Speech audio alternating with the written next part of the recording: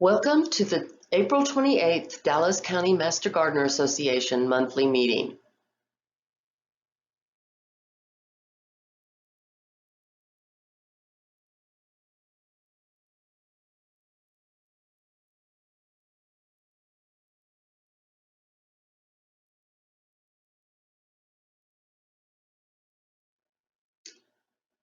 Abby Bolich, President of the Dallas County Master Gardener Association, opened the meeting thanking the in-person Master Gardeners, 2022 interns, and guests for coming out to the R&B1 Urban County Farm. She then introduced the garden tour chairperson, Nancy Black, with information about the garden tour and silent auction. The garden tour is April 30th and May 1st, demonstrating 6 Master Gardener home gardens and 1 school garden. The silent auction begins on Saturday, April 30th with 8 outstanding items available. Click on the link on the screen or go to the Dallas County Master Gardener website, dallascountymastergardeners.org, for more information. The Capel ISD newsletter highlighted the school garden program this past month. Spring means the CISD school gardens are in bloom, as the work of the students cultivates into blossoming flowers or fruits and vegetables grown in the gardens. CISD students, teachers, parents, and community volunteers, and Farmer Larry Thompson. You are invited to come out to shop for plants grown by our fabulous volunteers at Raincatcher's Garden of Midway Hills at 11001 Midway Road on May 19th from 10 a.m. to 3 p.m.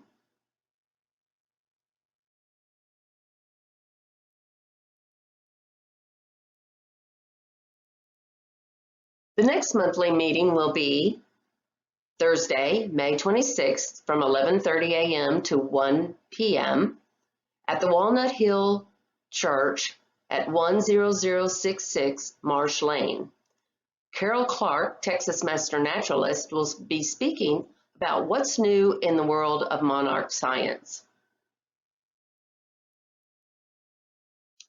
The project spotlight is R&B District 1 Urban County Farm, located at 715 Rowlett Road, Garland, Texas. The farm is on the Dallas County Road and Bridge property in which Dr. Teresa Daniels, Dallas County Commissioner, offices are located. This space provides these exceptional demonstration gardens.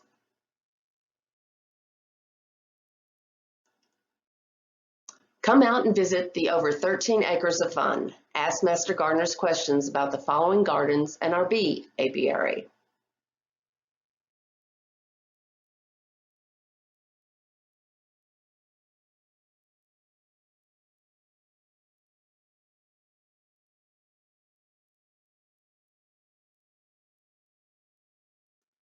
The demonstration gardens front Rowlett Road with pollinator garden, trees, monarch way station, certified wildlife habitat, and a plant tag sign that you can use your smartphone to identify plants.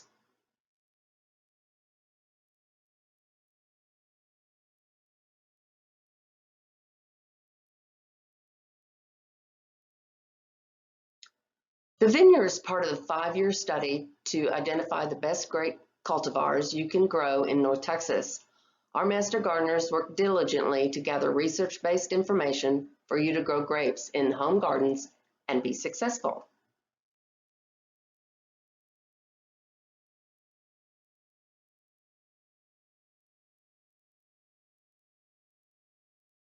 Another garden is the orchard.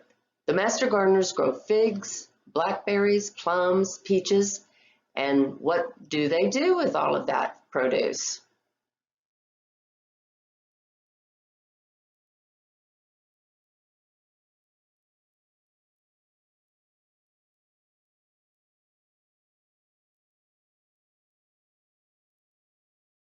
They make jelly, jam, and wine. They have won prizes for their jelly at the Texas State Fair. Master Gardeners provide education to the public on how to grow and can and preserve produce.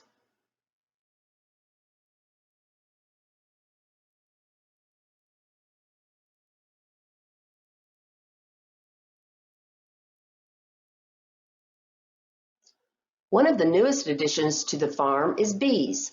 The team has 4 beehives in which award-winning honey comes from.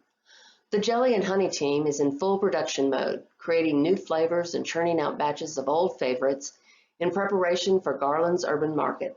It is a pop-up market held on the second Saturday of each month through December in the heart of downtown Garland. Can you imagine taking everything that grows in a large veggie farm and giving it to the Dallas County citizens free of charge to help stop hunger in Dallas County and hopefully help alleviate food deserts within our county? We take pride in the Master Gardener volunteers who give back to the community, along with other gardens within the Master Gardener program, like county. Food deserts exist in which there are not grocery stores with healthy produce, a place where healthy food is hard to come by. Residents in these neighborhoods are typically forced to rely on corner stores where they're limited to milk, eggs, and canned goods. Food deserts are defined as low-income areas where residents don't have access to fresh, healthy, and affordable food. As a Dallas County Master Gardener, you may come out to volunteer at the R&B District 1 Urban County Farm. Check out project leaders' information on the DGMGA website, Members Only section. You can learn so much and teach others. This is the Master Gardener mission to serve the citizens of Dallas County and North Texas.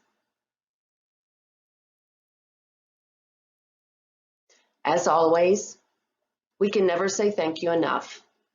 We appreciate you being with us, and happy gardening.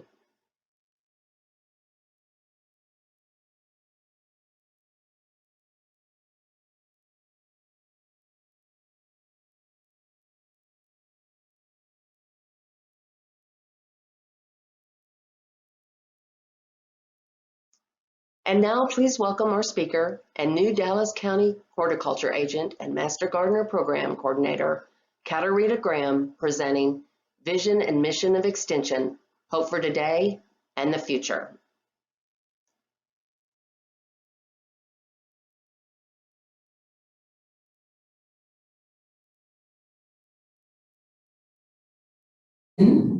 Is that the Extension Service will be the leader in providing science-based information and solutions in agriculture and health to every Texan. So I don't know if you noticed, but twice it came up that now the Extension Service is also about health, which was kind of news to me because I always envisioned an extension agency just being involved in agriculture.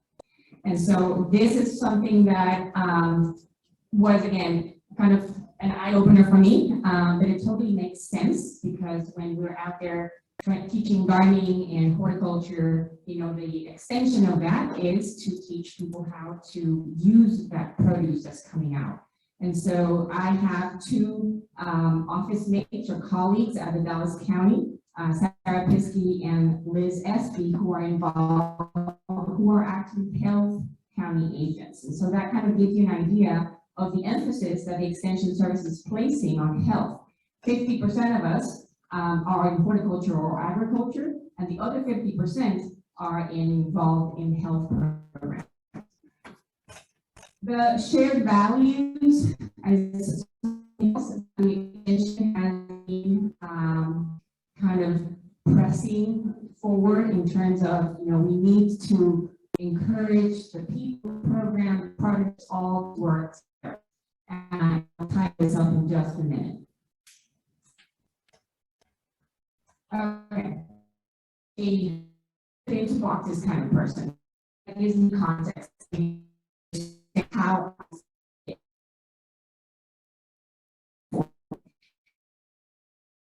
that a minute ago is a very large state. I want to explain to you how it is that AgriLife has a strategy to deal with local issues. Okay, so when it comes to the vision up here, you'll see above me that there are 3 boxes. One says LAB, that very first one. That's a leadership advisory board. And that is something that is going to be put together by our future director. He or she will be hired soon I don't know if you knew or not, but we have not had a director for the past 2 years. And that person that is going to be hired soon will be putting together an advisory board made up by community leaders for the entire county of Dallas. And that person will, in a way, direct why I do what we do in an indirect fashion, in terms of the main issues, whether it's health or agriculture, horticulture for the county. The next to that, there's a PAC. That's a program area committee.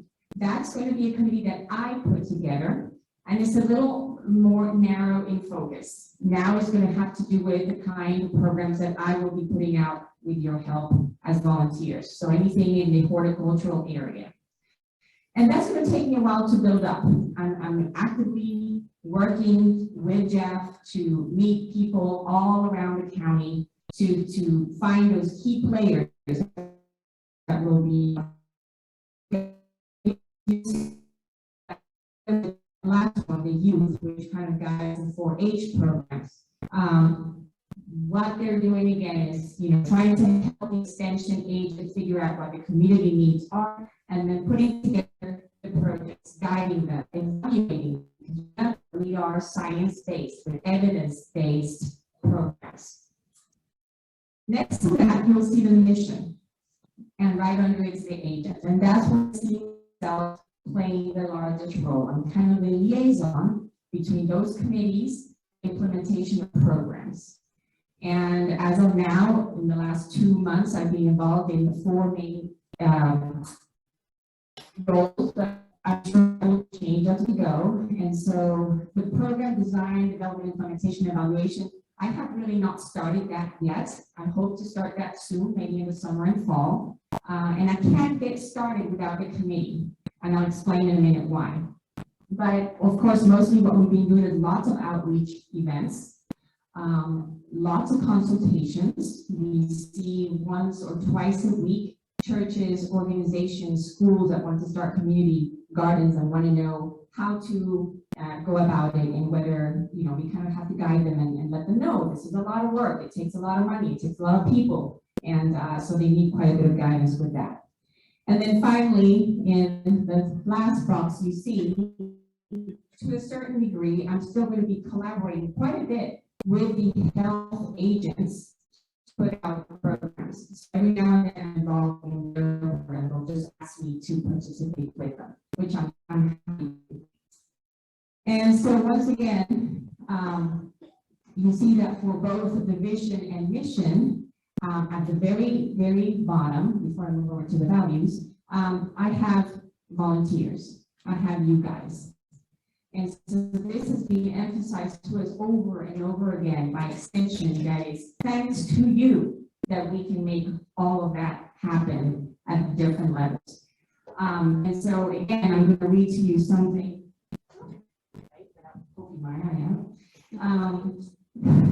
that was emphasized to us in a workshop a couple of weeks ago, and I thought that I would just for extension service are vital contributors, not merely helpers. You are helping us expand programming capacity. You help us build support networks. You help us enhance program interpretation potential. You help improve programming quality. So that is a lot. It really magnifies what the extension service can do. And what's also exciting is for you to realize that it's not just us as the Master Garden Association that are out there helping the extension service. In this next, well, I'm going to skip the values for now, obviously. In this next slide, you can see this is from 2011, 10-year-old statistics, right? And in this bubble, that's you. Those are the master volunteer, the number of hours that you put in 2011. That includes master gardeners, master naturalists, master wellness. Some of you do all 3. And you see that there are lots and lots of hours that you put in with you put effort and time and money. But you are part of a larger group, as you can see. So the extension service depends on many other types of volunteers for all of the programs that they do across the state. And that translates to a huge amount of money. Right now, each one of your hours is average around roughly about $29 per hour. And so back in 2011, it was $65 million. You can imagine today, I don't have the stats with me, but it's much, much higher than that. So you are very, very valuable to the Extension Service and to us. And so I'll just quickly go back. This is why, I think I've used this word quite a few times now, the value that the Extension Service places on you and you and you as a person, but then also the partnership with the different associations that and other collaborations that we have that Jeff is going to soon introduce me to, and I'm looking forward to that. So, again, a minute ago, I talked about the fact that I can kind of get going with my own programs, and that is why, because when I got interviewed, of course, the person or the people interviewing me asked me what my passions were, what my vision was. And since they hired me, I'm assuming that I kind of fit what they had in mind, right? So I'm going to quickly go through a few slides to just try to share with you what those are. So I'm going to start here.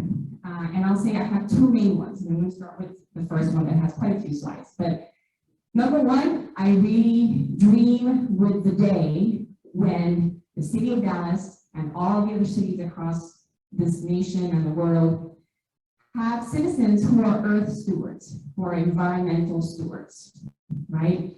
It doesn't even have to be super, super knowledgeable. We just have to have awareness. And so in this case, what I'm trying to convey here through these slides is that it goes out to her garden and sees bug A, that she's not going to run to her chemical spray immediately, right? She's going to have the awareness because she took a master gardener class, or because she heard one of you talk, or because she heard something on YouTube by AgriLife, or because she read a document. The first thing she's going to do is start to note, is this a bug that's in company with other bugs, like the one that is down here? Is this a bug that, oh, it has a fly, look, it has a fly in its mouth. What time of year is it? What time of where in that season is this happening? So looking for clues to decide whether or not she needs to reach for that spray. And maybe she doesn't know exactly what the answer is, but she has the awareness, and so she will reach out to our help desk or to the extension agent themselves, right? And so that is what I really dream with, is awareness for all our citizens. And so that is our job, is to take that, to teach people how to be earth stewards. And so just in case you're wondering here, I kind of like to always put this slide up. This little guy over here, many of you may know them, and you may know him or her. It's an assassin bug, right?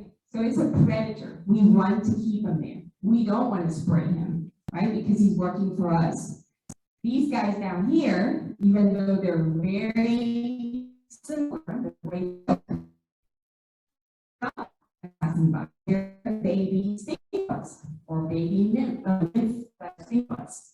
And I know that because they're all together. They congregate when they come out of their eggs. An assassin bug nymph, and I know this is a nymph because the wings are not quite developed, when they come out of their eggs, they congregate. They spread out.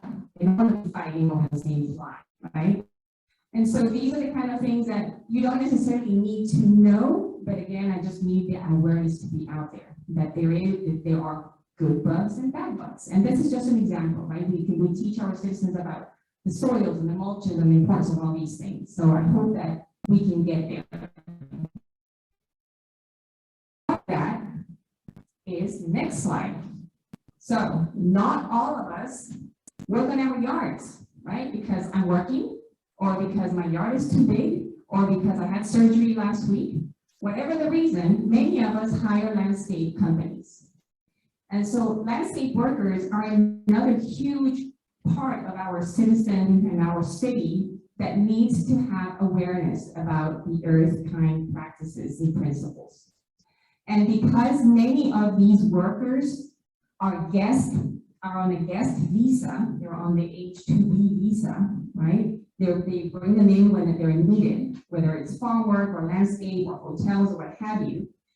And many of them are young because this kind of work is hard, right? It's hard for us to be out there in 100-degree weather. These young guys can do it. But because of guests, they have not been in the United States for long many times. So guess what? They don't necessarily speak English fluently. So one of the first similar to master school, they'll pare down, and I'm going to teach them in Spanish.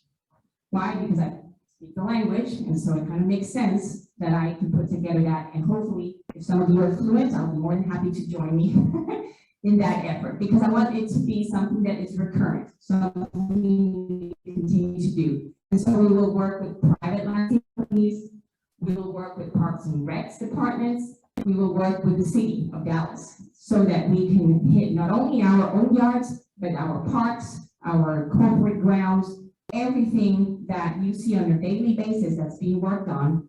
Probably those people also need to have the awareness so that they also are earth stewards. And then the same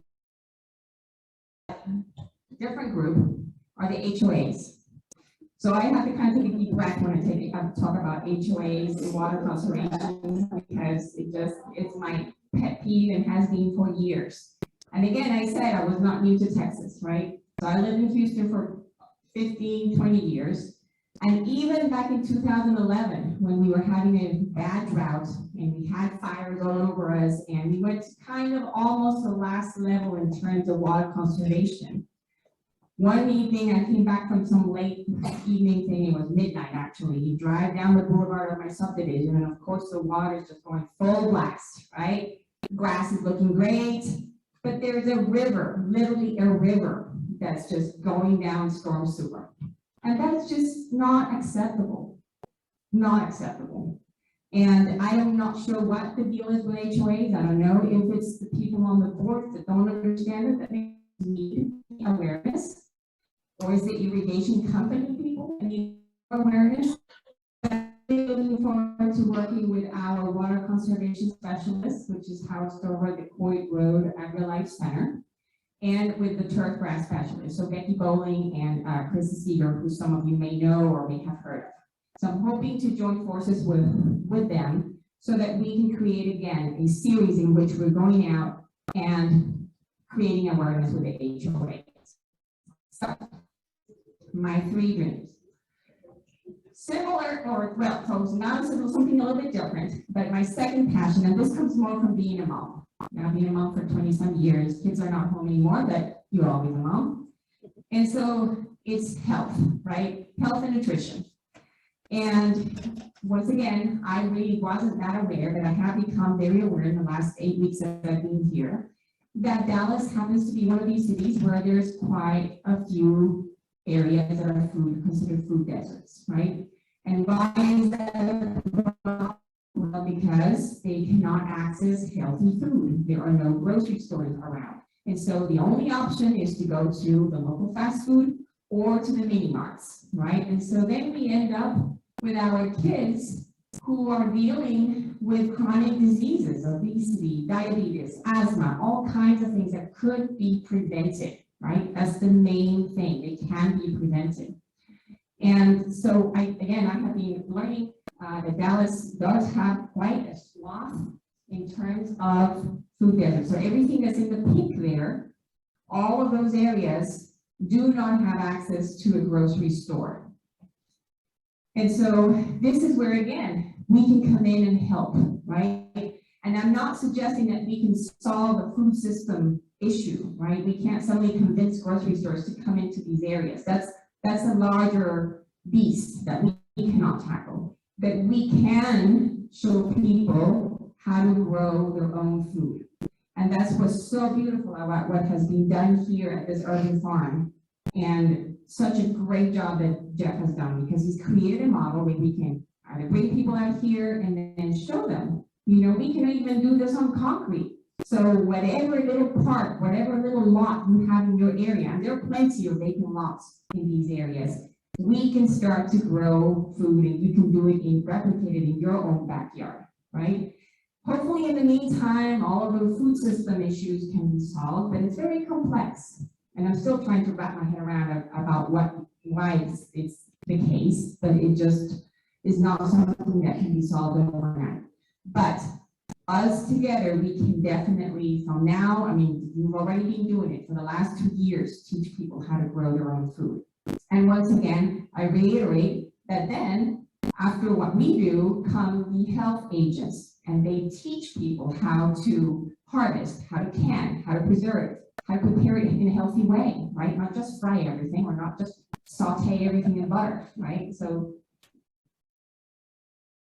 this is just something else to kind of show you that where we fall in this area right here. Where's my little laser? Can you go away? There it is. Right here, I guess where Dallas is, we fall in between 5 to 10% of our population in those pink areas that do not have a car, and there is no grocery store in a 1 mile radius. And so again, they're kind of in a bad situation where they just, even if they know how to cook healthy in a healthy way, they cannot access that healthy food. So I'm really hoping that we can mitigate some of that. And then related to that, and then I'm starting to wrap up here just in case I'm going over time and the ladies are getting nervous about it, this is kind of a larger dream. I don't know if I'm going to see it in my lifetime, maybe in my my little grandkids' lifetime. But again, going back to grass, and if Chrissy was here, Chrissy Seegers was here, who's a turf specialist, she'd probably want to hit me. But I just don't see the reason why our corporations have to have all of this grass everywhere in very large swaths, right? And it's a problem because we have to keep it nice looking. We have to do the weed feed and put lots of nitrogen down. And then, oh gosh, it grew. Surprise, because we put nitrogen down. So now we have to have all the equipment to cut that grass down and all the gases going up into the air. But then maybe we cut it too low, so we start to get fungus problems. And now we have to apply fungicide. And so it's just this artificial cycle that we have created in our cities that is not needed. And we could do so much better. So I really hope that in time, we can do something like what this museum or performance has done, and just yank all that grass out, put mulch down as much as possible, put natives in, right? We're all familiar with natives, and hoping that we can bring back, kind of bring back all the microorganisms that are in that soil, no more inputs needed, and maybe even add, some add some fruit trees. These are actually fruit trees. I don't remember which ones. This performance center is in California. And some cities in other parts of the world have already done this. So this orange tree is in Sevilla, in Spain, and they made it happen. So if they can do it, why can't we make this happen, right? Instead of ornamentals, we can put fruit trees out there for people that are hungry. And of course, I realize some fruit trees are very messy, right? And but the landscape company needs to do. So instead of cutting grass, it could just be taking care of the fruit trees, right? So, and in fact, it was a coincidence. This week I saw that to harvest this, the Spanish government actually has implemented this, they have a specialized tractor that has like Batman wings that will just wrap around the tree. And once it's wrapped around to the base, it shakes the tree. And all the oranges just come crashing down. Great thing. So once again, I don't know if this is going to happen in my lifetime, but it's something that every time I drive past one of these huge buildings with all the grass, I just kind of roll my eyes. And so anyway, that's my pet peeve. If you bring it up, you'll see my blood boil, but but I'll take it breath. Okay, so I'm going to kind of end with 3 quotes that I find very inspiring. The first one is by Helen Keller: "Alone we can do so little, together we can do so much." This next one by Ken Blanchard, none of us is as smart as all of us. And again, Extension is very much aware of that. And then the last one by Idowu Koyemikan, there is immense power when a group of people with similar interests gets together to work toward the same goals. And I have felt that synergy as jobs, and I can tell you it's bigger than any one of us to have that synergy and to make things happen that you did not think you could make happen. So I am very much looking forward to that, working with you and all the other volunteers. And it's going to be I'm hoping to be